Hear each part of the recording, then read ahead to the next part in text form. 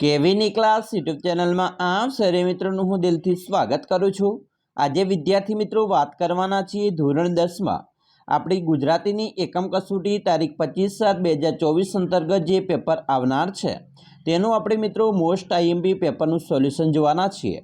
ચાલો વિદ્યાર્થી મિત્રો આપણે વિડીયોની શરૂઆત કરીએ તેના પહેલાં ખાસ ચેનલમાં તમે નવા છો તો મિત્રો ચેનલને અવશ્ય સબસ્ક્રાઈબ કરી વિડીયોને લાઇક અને શેર કરવાનું ભૂલતા નહીં, જેથી કરી અમે તમારા સુધી ધોરણ 10ના તમામ વિડીયોનું સોલ્યુશન ઝડપથી મોકલી શકીએ। વિદ્યાર્થી મિત્રો આપણે અહીંયા ધોરણ 10માં જે પ્રશ્ન બેંક આપવામાં આવશે તમને, જે જુલાઈ માસનું તમારું પેપર હશે તેમાં કુલ 25 ગુણ હશે। વિદ્યાર્થી મિત્રો અહીંયા જે તમને પ્રશ્ન બેંક આપવામાં આવશે તેમાંથી તમારે જે શિક્ષક હશે તેમાંથી 25 ગુણના અલગ અલગ પ્રશ્નોનું એક પેપર બનાવવામાં આવશે અને પછી તમને અહીંયા આપવામાં આવશે। અહીંયા જે મિત્રો પેપર પ્રશ્ન બેંક છે તેનું આપણે સોલ્યુશન જોવાના છીએ। પ્રશ્ન 1 વિભાગ એ એનો ગદ્ય વિભાગ છે। પહેલું છે નીચેના જોડકા યોગ્ય રીતે જોડીને ફરીથી લખો। અહીંયા કોઈ પણ તમને એક જોડકું પૂછવામાં આવશે, બરાબર। પહેલું છે કૃતિ રેસનો ઘોડો, તો અહીંયા મિત્રો થશે એના લેખક છે વર્ષા અડાલજા અને ભૂલી ગયા પછી તો એના લેખક છે રઘુવીર ચૌધરી, બરાબર। કોઈ પણ એક જોડકું પૂછવામાં આવશે પરંતુ આપણે અહીંયા 5 જોડકા જોઈ લઈશું। બીજું છે મંજુ કાકી, તો મંજુ કાકી તો અહીંયા આપણો જવાબ આવશે આ ટાંકણા ટોચીની બિચારા જીવને સી પીડા થાય છે તે તમને નથી દેખાતું। અને બીજું છે નીના બહેન, તો અંકિતને તેનું શૈશવ આપો સંજય। બીજું છે અથવામાં રેસનો ઘોડો, તો અહીંયા આવશે મિત્રો રેસનો ઘોડો એ નવલિકા છે। ભૂલી ગયા પછી એ એકાંકી છે।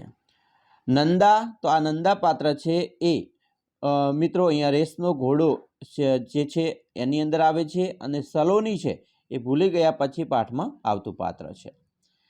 પ્રશ્ન મિત્રો 1નો અહીંયા બ આપેલો છે, જેની અંદર નીચે પ્રશ્નોના એક વાક્યમાં ઉત્તર લખવાના છે। શિક્ષણનો પાયાનો સિદ્ધાંત કયો છે? તો મિત્રો શિક્ષણનો પાયાનો સિદ્ધાંત છે બાળક ઉમદા માણસ બને। બીજું, ઘડપણમાં માતા પિતાની કોના સહારાની વધુ અપેક્ષા હોય છે? તો ઘડપણમાં માતા પિતાને પૈસા કરતાં પોતાના સંતાનોના સહારાની વધુ અપેક્ષા હોય છે।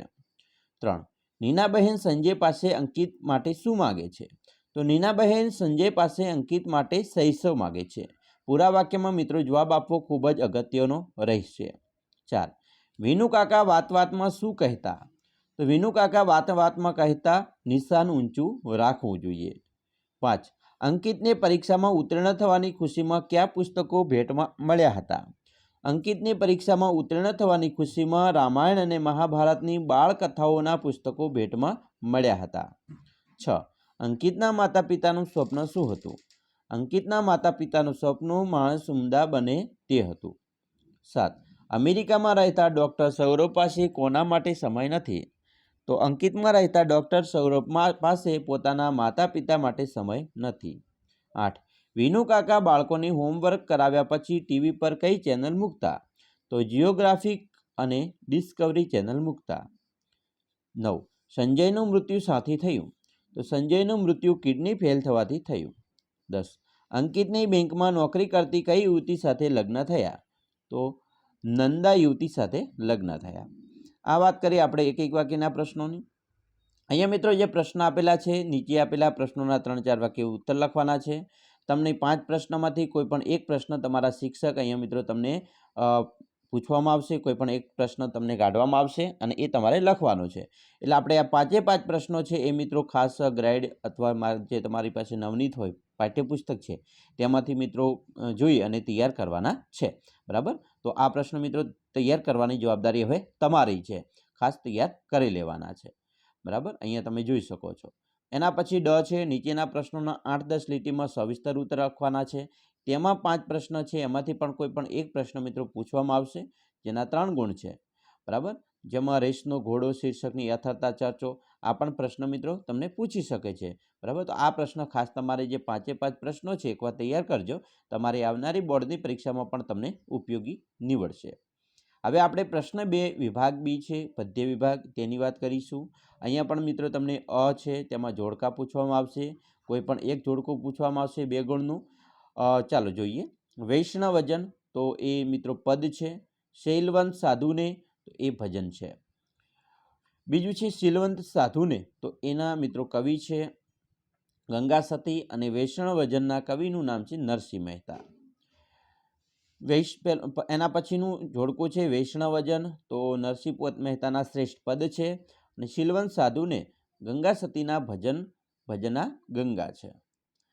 આ જોડકાની વાત કરી. હવે આપણે પ્રશ્નની વાત કરીશું, જે એક એક વાક્યમાં પ્રશ્ન પૂછવામાં આવનાર છે. પહેલું છે વૈષ્ણવજન કાવ્યમાં કોની અતિ પ્રિય હતું? તો વૈષ્ણવજન કાવ્ય ગાંધીજીને અતિ પ્રિય હતું. 2. કોના દર્શન કરવાથી 71 પેઢી તરી જાય છે? તો વૈષ્ણવજનના દર્શન માત્રથી કરવાથી 71 પેઢી તારી જાય છે. 3. સકળ તીર્થ તેના તન્મરે વાક્યનો અર્થ તમારે સમજાવવાનો છે. આ તમારે પ્રશ્ન તૈયાર કરવાનો રહેશે. 4. ગંગા સતીએ કોને સંબોધીને ભજનો ગાયા છે? તો પાનબાઈને. 5. શીલવંત સાધુના ચિત્તની વૃત્તિ કેવી હતી? તો નિર્મળ હતી. 6. કવિ નરસિંહ મહેતાને કયું બિરુદ મળેલું? તો આદિકવિનું. 7. તુરિયાનો તાર જાગી જવું એટલે શું? બરાબર, તો આ પણ તમારે તૈયાર પ્રશ્ન કરવાનો છે. 8. વૈષ્ણવજન કાવ્યમાં કવિએ ચારિત્ર્ય માટે કયો શબ્દ પ્રયોજ્યો છે? તો કાચ. બરાબર, કાચ શબ્દ પ્રયોજ્યો છે. 9. વાય કાચ મન નિશ્ચિત રાખે એટલે વાણી ચારિત્ર્ય તેમજ મન દ્રઢ રાખે. 10.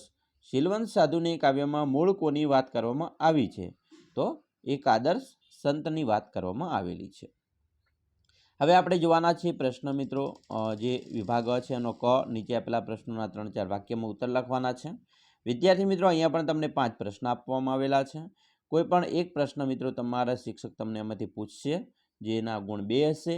5 પ્રશ્ન તૈયાર કરી લેજો. આપણી બોર્ડની પરીક્ષામાં પણ મિત્રો તમને ખૂબ જ આ પ્રશ્ન ઉપયોગી નીવડશે. પ્રશ્ન 2નો ડ છે. નીચેના પ્રશ્નો મિત્રો છે એમાંથી 8-10 લીટીમાં સવિસ્તર ઉત્તર આપવાના છે.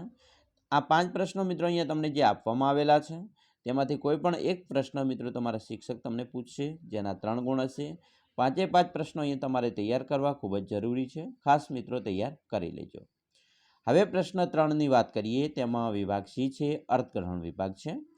અહીંયા તમારે શું કરવાનું છે? તો વિદ્યાર્થી મિત્રો, અહીંયા તમને એક 10-12 લીટીમાં અર્થ વિસ્તાર કરવાનું કહેવામાં આવશે.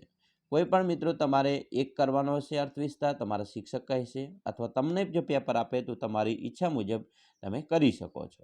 અર્થ વિસ્તાર કેવા પૂછી શકે છે એની વાત કરીએ.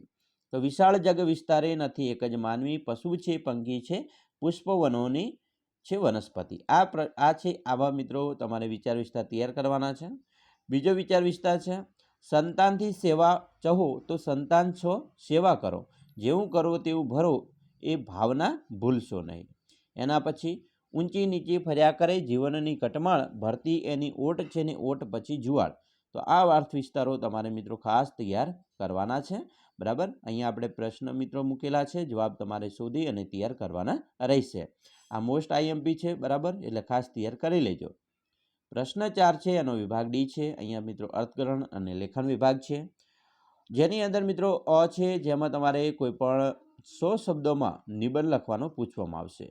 ગમે તે એક લખવાનો છે. તમને 4 ગુણનો કોઈ નિબંધ પૂછવામાં આવશે. નિબંધ કેવા હશે એ પણ આપણે અહીંયા આપી દઈએ. તો શૈશવના સ્મરણો અહીંયા મુદ્દા આપેલા છે. મુદ્દા આધારિત નિબંધ લખવાનો છે 100 શબ્દોમાં. ઉપસંહાર પણ લખવો જરૂરી છે. અથવામાં છે વૃક્ષો વાવો, પર્યાવરણ બચાવો. બરાબર, એ પણ નિબંધ મિત્રો સરસ મજાનો છે, પૂછી શકે છે તમારી પરીક્ષામાં. તૈયાર કરવાની જવાબદારી હવે તમારી છે. મુદ્દા છે અને ઉપસંહાર પણ લખવાનો છે. અને પુસ્તકો માનવીના સાચા મિત્રો. તો અહીંયા પણ તમને અલગ અલગ મિત્રો જે મુદ્દા આપેલા છે, આ મુદ્દા આધારિત નિબંધ 100 શબ્દોમાં લખીશું અને છેલ્લે ઉપસંહાર પણ લખીશું. તો વિદ્યાર્થી મિત્રો, તમારી પરીક્ષા માટે તમને બેસ્ટ ઓફ લક. સારી પરીક્ષા જાય, તમે તૈયારી કરજો. આ પ્રશ્નો તમે તૈયાર કરજો. તમારી આવનારી બોર્ડની પરીક્ષામાં પણ તમને ખૂબ જ ઉપયોગી નીવડશે. તો વિદ્યાર્થી મિત્રો, અમે આશા રાખીએ છીએ તમને આપણો આ વિડીયો છે ખૂબ જ ઉપયોગી નીવડશે. ખાસ કરીને વિદ્યાર્થી મિત્રો, આ વિડીયોને તમારા મિત્રો સુધી શેર કરજો, જેથી કરી એમને પણ ઉપયોગમાં આવે. વિદ્યાર્થી મિત્રો, ખાસ કરીને આપણે જે નવી સ્વાધ્યાયન પોથી આવેલી છે ભાગ 1 થી 6, તેનું આપણે સોલ્યુશન બનાવીને આપણે મૂકી રહ્યા છીએ. ભાગ 1 અને 2નું સોલ્યુશન બની ગયું છે. જેમ જેમ તમારો અભ્યાસક્રમ ચાલતો જાય એમ આપણે સોલ્યુશન પણ કરતા રહીશું, જેથી કરી જો તમારે જોવાનું બાકી છે તો ચેનલના પ્લેલિસ્ટમાં જઈને મિત્રો જોઈ શકો છો, જેથી કરી તમને બધું જ સ્વાધ્યાયન પોથીનું સોલ્યુશન મળી રહે. અમે આશા રાખીએ છીએ તમને આપણો આ વિડીયો પણ ગમ્યો હશે. અને વિદ્યાર્થી મિત્રો, વિડીયો ગમ્યો હોય તો લાઇક કરજો, તમારા મિત્રો સુધી શેર કરવાનું ન ભૂલતા. અને ખાસ કરીને તમે ચેનલમાં નવા છો તો ચેનલને અવશ્ય સબસ્ક્રાઈબ કરી દેજો.